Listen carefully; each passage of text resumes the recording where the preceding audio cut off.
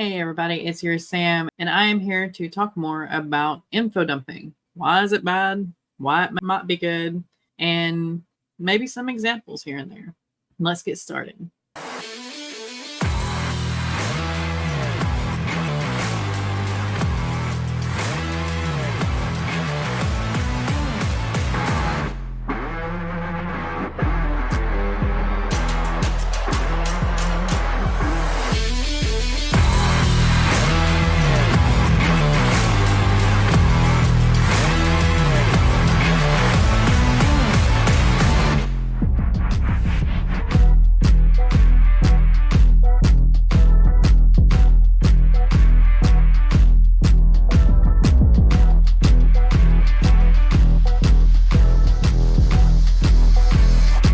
Info dumping. In the previous video, I talked a little bit about why info dumping was bad and some things you could possibly do to not info dump.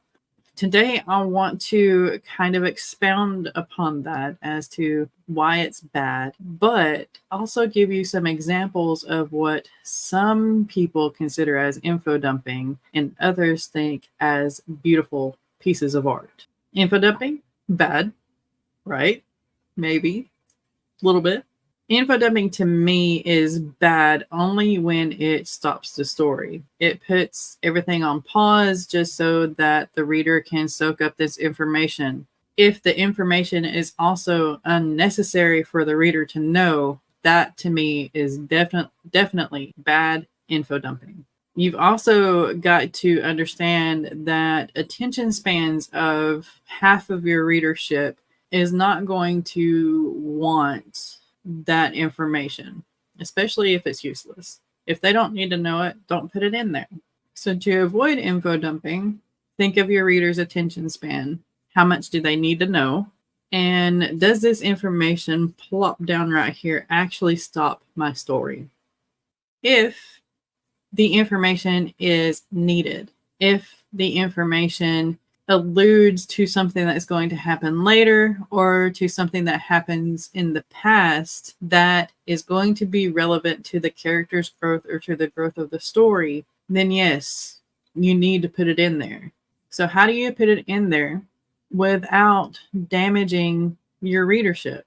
How do you put information in there that needs to be read without making your reader DNF the book?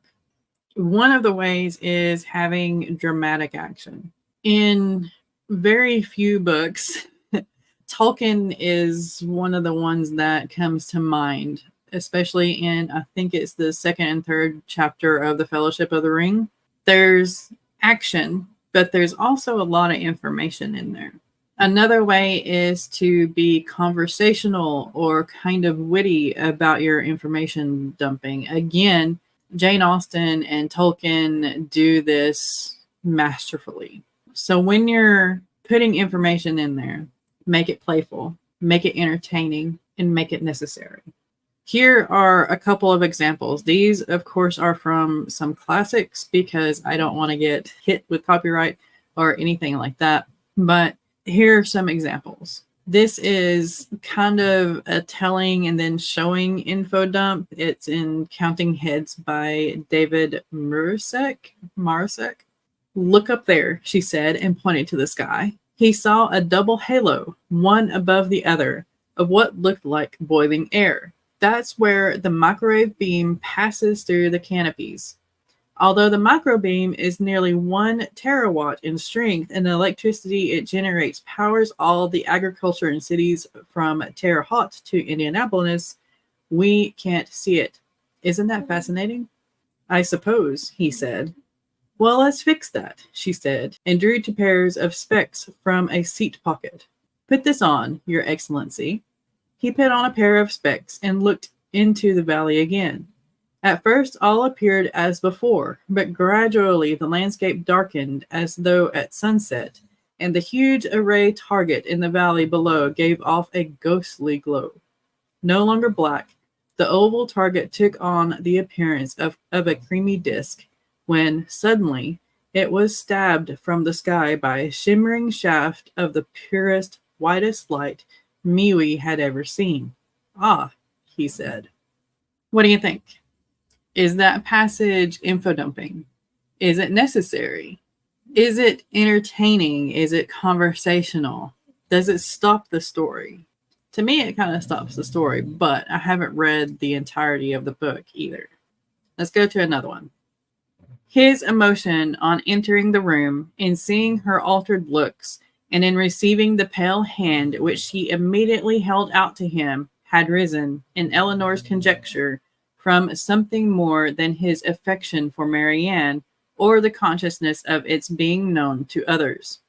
And she soon discovered in his melancholy eye and varying complexion as he looked at her sister the probable reoccurrence of many past scenes of misery to his mind, brought back by that resemblance between Marianne and Eliza already acknowledged, and now strengthened by the hollow eye, the sickly skin, the posture of reclining weakness, and the warm acknowledgment of particular obligation.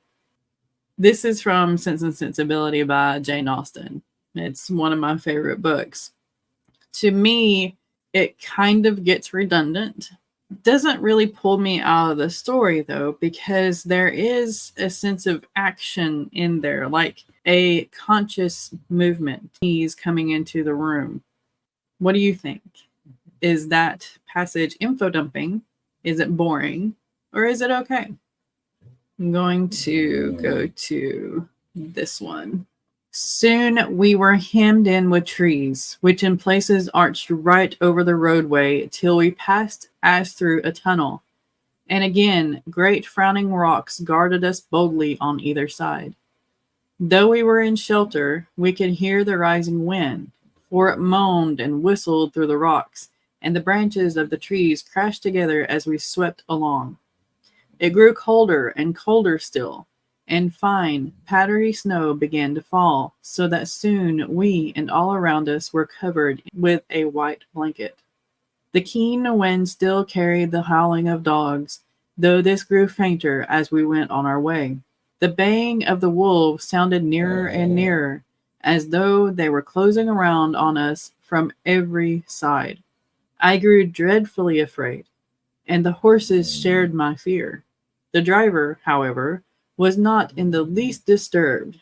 He kept turning his head to left and right, but I could not see anything through the darkness. I am going to let y'all guess which classic this passage is from in the comments down below. In about a week, you can come back and see what I say is the answer. All right. So in that passage, was it conversational in a way? Did it keep your attention even though it's a fairly long paragraph full of information? Did it stop the story? That's the main thing. Did it stop the story? In all honesty, info dumping is in the eye of the beholder like beauty. For some, info dumping is terribly bad and you should not do it at all. For others, info dumping is, if it's done well and in a certain way, it's great. It allows our minds to picture the world, to picture what's going on, or to even reenact it in a play.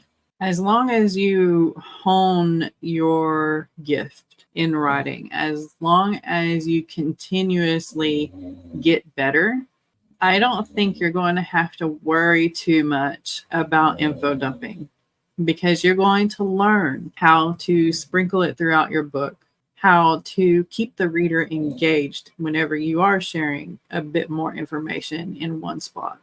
And you're going to find your voice to where whenever you have to share information to the reader, it's going to act like it's a conversation, or it's witty, or it's in some dramatic form where the reader doesn't even realize that they are learning something about the character or the scene or the tool in which they are using.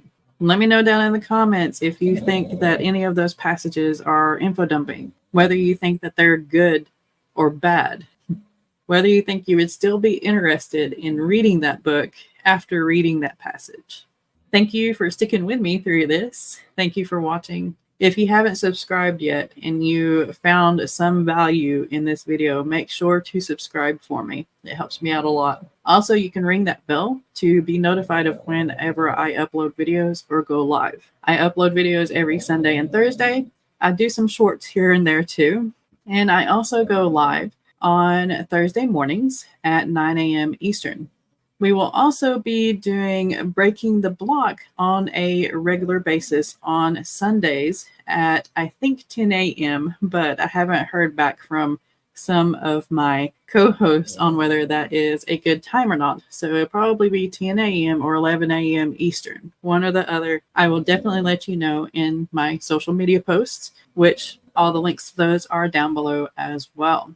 If you liked this video, make sure to hit that thumbs up. Make sure to hit those comments too, and let me know what you think about those passages. Be kind to one another out there. Be kind to yourself. Keep writing. Keep being creative. And I will see you next time.